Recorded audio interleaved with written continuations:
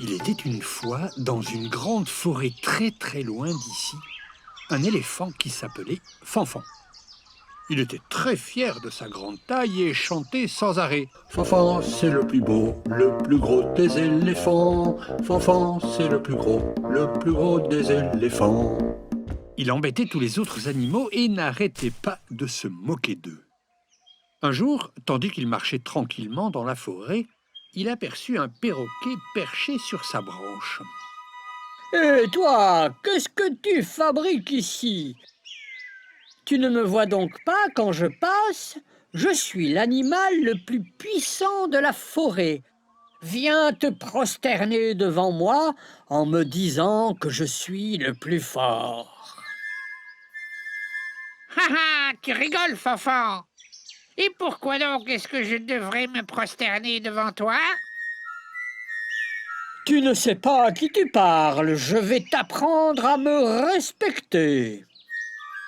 Et comme le perroquet ne voulait pas se prosterner, Fanfan, l'éléphant, est devenu furieux. Et avec sa trompe, hop, il arrache l'arbre et le secoue bien fort. Le perroquet, qui perdait l'équilibre sur sa branche, s'envola. Ha ha ha, tu as eu bien peur, sacré perroquet. Tu vois bien, tu es si fragile en face de moi. Je n'ai pas besoin de toi. Alors, c'est qui le plus fort? Et l'éléphant, très content de lui, reprit sa promenade, et comme il avait très soif, il alla vers la rivière pour boire un coup. Juste à côté de la rivière vivait Lily, une petite fourmi, dans sa maison, la fourmilière. Et chaque jour, Lily la fourmi allait chercher de la nourriture pour les petites fourmis, ses copines. C'était son travail. Mais chaque jour, Fanfan, l'éléphant, embêtait la petite fourmi. Et aujourd'hui, c'était comme hier. L'éléphant rigolait bien à l'idée d'embêter Lily, la petite fourmi. Il était en train de boire et il vit Lily qui revenait de faire ses courses. Elle avait beaucoup de mal à rentrer chez elle tant elle avait de nourriture avec elle. « Hé, petite fourmi, où emportes-tu cette nourriture ?» Chez moi, je me dépêche parce qu'il va bientôt pleuvoir et je dois préparer le repas pour toute ma famille. Mais c'est très lourd, Fanfan. Tu ne veux pas m'aider un peu?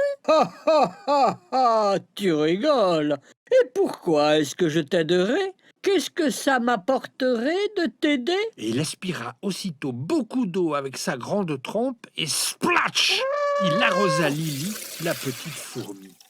Ha ha ha! Tu as vu, Lily, comme il pleut fort? Qui c'est le plus fort qui fait la pluie avec sa trompe? Toutes les courses de la fourmi étaient trempées, la nourriture était fichue et l'eau dégoulinait sur la tête de Lily. Tu peux bien rigoler comme tu veux, Fanfan.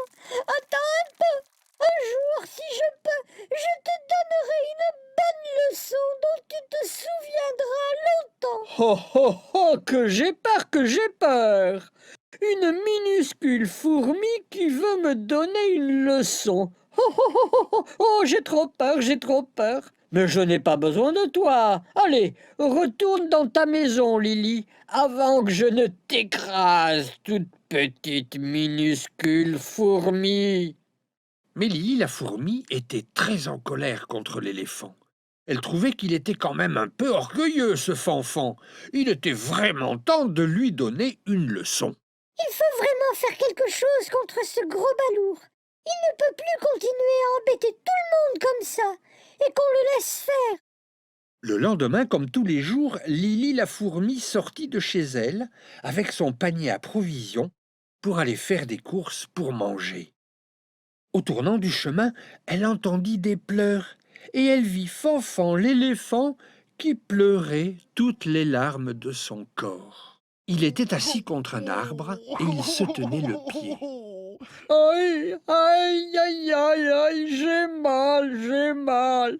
J'ai une épine dans le pied et ça me fait mal, ouï, ouï, ouï, ça me fait mal. S'il vous plaît, aidez-moi, aidez-moi. Donc, Fanfan, tu voudrais que je t'aide?